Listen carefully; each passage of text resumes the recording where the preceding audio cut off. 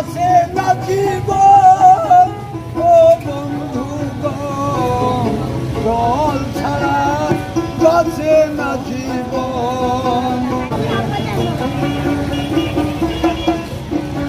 বন্ধু জল ছাড়া বাসে না জীবন। চলছে তীব্র তাপপ্রবাহ, রেকর্ড তাপমাত্রা সারা রাজ্য জুড়ে।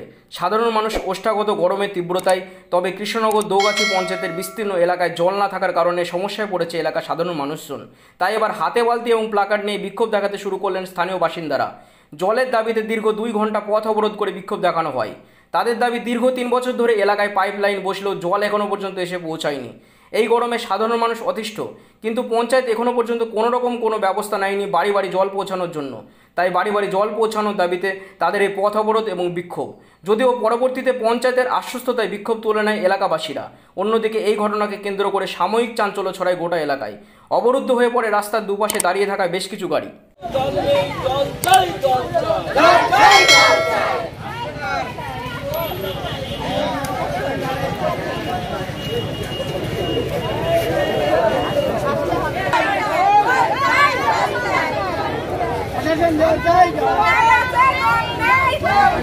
আমরা টাইম কলের যে বাড়িতে বাড়িতে জল প্রকল্পের মাধ্যমে সরকার পাইপ লাইন দিয়ে জলের কলের ব্যবস্থা করেছে। 3 বছর অতিক্রান্ত হয়েছে, কল আছে, জল পড়ে না। মূলত সেই জলটা নিয়মিতকরণের দাবিতে আমাদের লড়াই। মানে কতক্ষণ রাস্তা অবরোধ করলেন? রাস্তা অবরোধ 2 ঘন্টা পার হয়ে গেছে, এখনো প্রশাসনিকভাবে কোনো আমরা আশ্বাস পাইনি। অবরোধ চলবে। আপনারা কি মানে এই অবরোধ করে কি ভাবছেন জল চলে আসবে?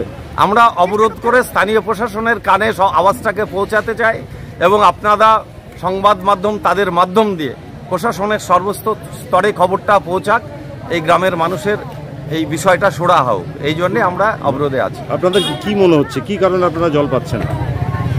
পরিকল্পনার অভাব, তদারকির অভাব। প্রশাসনিকভাবে ব্যবস্থা করব এটাই।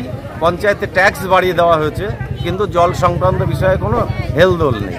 মানে উন্নয়নমূলক কাজে কারোর মাথা ঘামানোর ক্ষেত্রে কোনো আধিকারিকদের সেটা মনে পড়ছে না বলেই আমাদের মনে হয়। আপনার নাম? বিশ্বজিৎ বিশ্বাস। যদি এখনও আমাদের খবরের দর্পণ চ্যানেলটি সাবস্ক্রাইব না করে থাকেন, তাহলে এখনই সাবস্ক্রাইব করুন, সঙ্গে বেল বাটনটি ক্লিক করুন আর পেয়ে যান সব খবরের দ্রুত ভিডিও আপডেট।